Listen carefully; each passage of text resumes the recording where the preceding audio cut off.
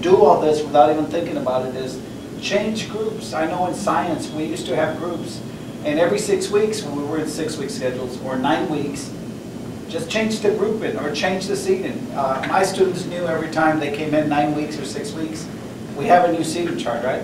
Yeah. Yes. Yeah. We have new groups, right? And just changing some people around. You're going to get the inquiry-based student learner with a different group that's going to change the whole dynamics of that group. And the group project is going to be different than what they used to put, just be with that one person or 2 people or so on. So if you just get in the habit every 6 weeks or 9 weeks, and the kids will get used to it, they're going to complain at first. Why are we changing seating chart? Why are we changing groups so on? But you get different results and you get different type of projects and so on just by changing people around. Right, and that was one of the last points, the flexible grouping. Yep. I know at the beginning of the year, we normally put them in reading groups based on however they performed on their reading inventory or their skill set that we have kind of honed in on and put them in.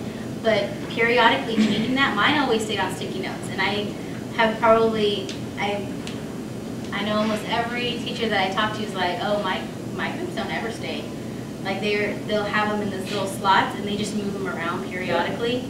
And I mean, that is one kind of very simple way to differentiate that you probably do on a daily basis. You just, like we said, we don't call it that all the time. Yeah, every now and then just put a group of all girls and all boys.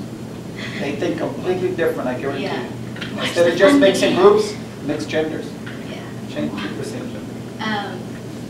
And just going along that line, my last class was a single gender class.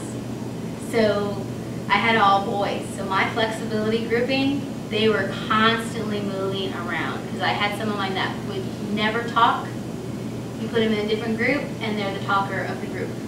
And I was like, what? How does that? Okay.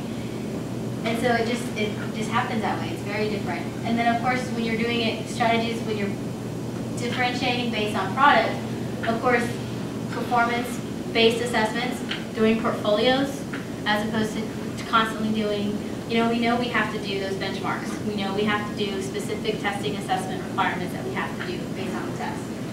But we could change some of our assessments to open-ended assessments, or I even used to have some of my students create the assessments.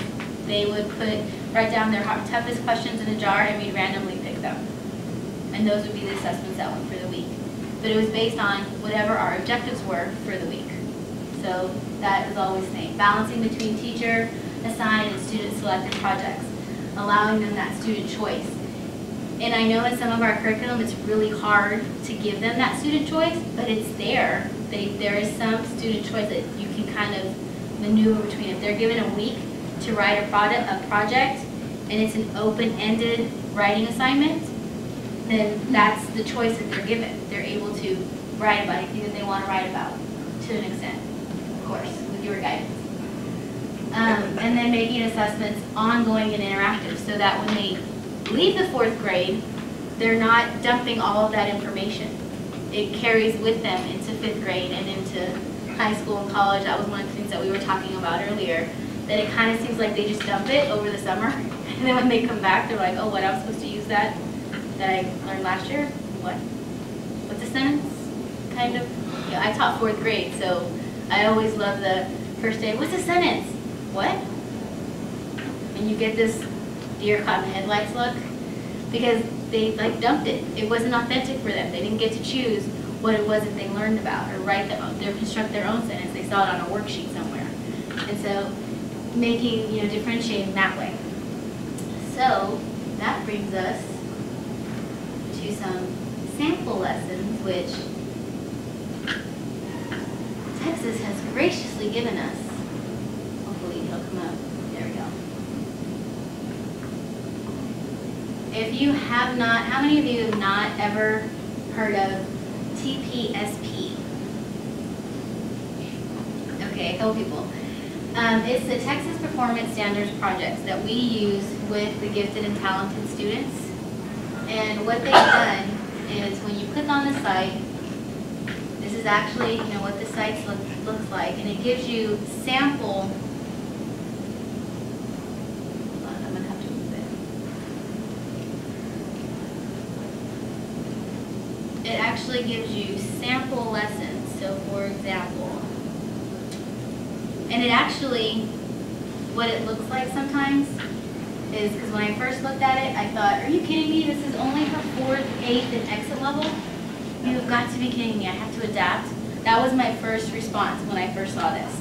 And then went, oh, more grade levels. My bad. And so you click on more grade levels, and it actually takes you to different grade levels, which is kind of nice. Pursuit of passion. Let's see if it'll let me do it this way.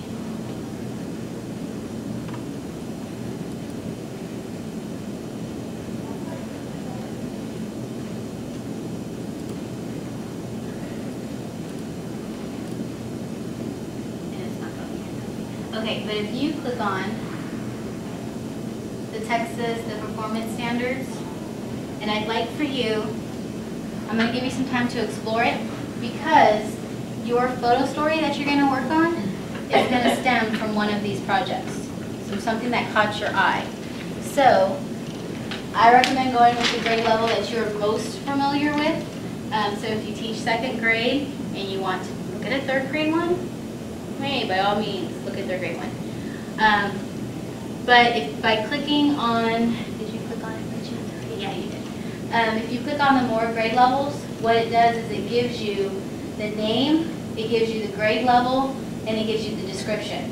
So for example, when you click on more grade levels, the pursuit of passion, I think it's grades pre-K through like 10th grade.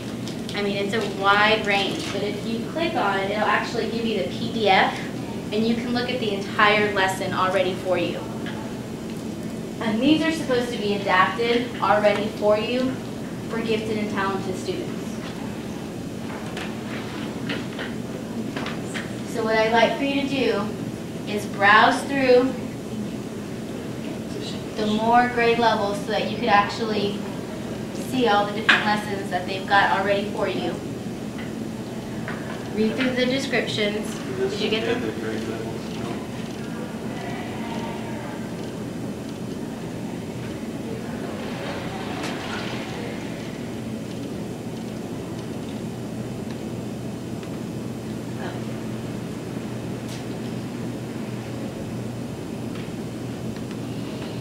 There we go, tasks. Sign up, additional tasks. So more grade levels and then more tasks. And then here are the names of the lessons, the grade levels, the description, and the final product. And what you can do is if you click on that link, if that looks interesting to you, you can click on that and it'll open up the entire lesson for you. Okay? I got one of the things. I have 3 GG students in my room, and they have to work on a project for civilization. Oh, So they've been working on that. So when we're doing social studies, I included my lesson. We're doing communication next week. So they're going to tell me